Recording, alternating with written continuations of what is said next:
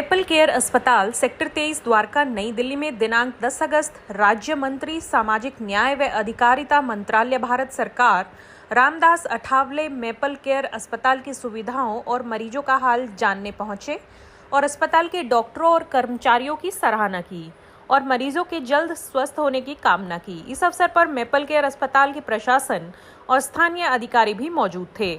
Maple care अस्पताल के मालिक डॉक्टर विजय भोला और डॉक्टर प्रीति मेहरा ने अस्पताल के सभी कर्मचारियों के साथ राज्य मंत्री रामदास अठावले का स्वागत किया और मेपल केयर अस्पताल द्वारा जरूरतमंद रोगियों की मदद और इलाज के लिए सस्ती कीमत पर एक छत के नीचे सभी सुविधाएं दी हुई हैं। अस्पताल पिछले 3 वर्षों से काम कर रहा है और आसपास के क्षेत्र में सस्ती स्वास्थ्य सेवा प्रदान कर रहा है। हाँ, तो आज यहाँ मतलब द्वारका में यहाँ जो मेपल केयर हॉस्पिटल जो है ये कई सालों से यहाँ चलता है और डॉक्टर विजय भोला जो है इन्होंने डिग्री हासिल की है न्यू बॉम्बे में, तो मुंबई से उनका अच्छा लगाव भी रहा है और वो मराठी भाषा भी जानते हैं। तो मुझे वो मेरे कुटुंब मिले थे, तो आज मैं इस अस्पताल में मैं देखने के लिए आया हूँ। और डॉक्टर विजय भोला मतलब मैंने तो आज तक बहुत लोगों का पोल खोला मैंने तो आज तक बहुत सारे लोगों का पोल खोला, लेकिन मुझे पहली बार मिले डॉक्टर विजय भोला। तो विजय भोला यहाँ मिले हैं और उनकी पत्नी डॉक्टर प्रीति मेहरा भी है, वो भी मतलब यहाँ अस्पताल में काम करती है। इस अस्पताल में 50 बेड हैं और यहाँ के लोगों को जो गरीब लोग हैं, मिडिल क्लास के लोग हैं या सभी लोग हैं, जो आदमी पैसों वाला भी हो वो भी बीमार होता है, गरीब भी बीमार होता है, मिडिल क्लास आदमी भी बीमार होता है, नेता बीमार होते हैं, तो इसीलिए अस्पताल की बहुत बड़ी आवश्यकता होती है। तो यहाँ मुझे जानकारी मिली कि यहाँ गरीब से गरीब भी जो कोई पेशेंट आता है उसको भी सरकारी योजनाएं जो है उसमें से पैसा निकाल कर वो मतलब यहाँ अस्पताल में दिया जाता है और अनेक लोगों की सेवा करने का काम होता है। तो ये मेरा तो द्वारका से मेरा अच्छा संबंध रहा है। मैं बीच में जब 2009 में मैं लोकसभा का चुनाव में हारा था, तो मैं सेक्टर 6 में मैं 1-2 साल में वहाँ रहता था, मतलब कभी कभी 2 महीने में आता था। तो द्वारका एरिया मुझे पूरा मालूम है और इसीलिए आज द्वारका में आने का मौका में मिला और आज अस्पताल में देखरेख भी मैंने की है, बातचीत भी की है।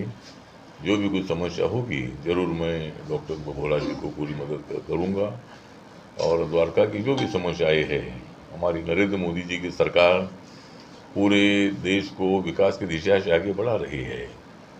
या पॉलिटिक्स को बाजू में रखकर डेवलपमेंट बहुत बड़ा ज़रूरी है, लोगों की सेवा करना बहुत बड़ा ज़रूरी है। बेरोजगारों को रोज़गार देना हो, महिलाओं के ऊपर होने वाले अन्याय को दूर करना हो, या रोड का डेवलपमेंट हो या उद्योग का डेवलपमेंट हो, सभी क्षेत्रों में मतलब आगे बढ़ने का प्रयत्न हमारा है। और इसलिए हमारी तीसरी बार नरेंद्र मोदी जी की सरकार यहाँ आई है। मैंडेट हमको मिला है, सीटें जरूर हमारी कमाई है, लेकिन दिल्ली की सातों सीटें मतलब हमें मिली है।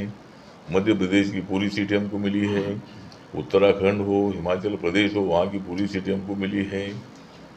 उसके बाद और भी अनेक राज्यों में मतलब आंध्र प्रदेश हो, तेलंगाना हो, बिहार हो, ऐसे राज्यों में भी अच्छी सफलता मिली है।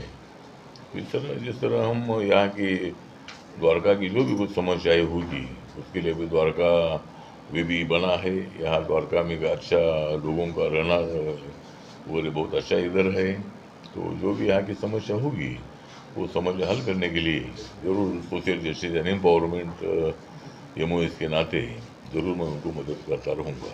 प्रिय मंत्री जी श्री रामदास अठावले जी, जो मिनिस्टर ऑफ स्टेट हैं सोशल वेलफेयर एंड जस्टिस में, आज उन्होंने हमारे अस्पताल का निरीक्षण किया।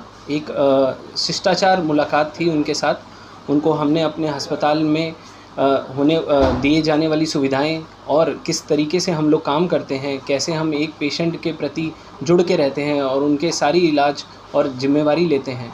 यहाँ तक कि आयुष्मान भारत जो आज तक का अभी तक का सबसे सफल प्रधानमंत्री मोदी जी का एक उद्देश्य है और जिसके ऊपर काम भी चल रहा है, उसके बारे में भी हमने श्री रामदास अठावले जी को अवगत कराया है और उन्होंने हमें पूरा एक बहुत अच्छा सहयोग दिया है और उन्होंने हमें बताया है कि आगे आने वाली किसी भी समस्या को वो हमारे को निवारण करवाने में पूरी भरपूर कोशिश करेंगे।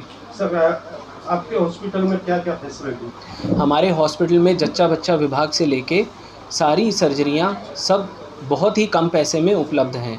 हम लोग हर्निया की सर्जरी, गॉल ब्लैडर की सर्जरी और अन्य अत्यधिक सारी सर्जरियां काफ़ी ही कम मात्रा और पैसे में करते हैं। यहाँ पे किसी गरीबों की मदद हम लोग निःशुल्क भी करते हैं क्योंकि हमारा कुछ एनजीओ और ट्रस्ट के साथ भी संयोजक है, तो हम लोग देश के प्रति काफ़ी सहयोग कर रहे हैं और आगे भी करेंगे।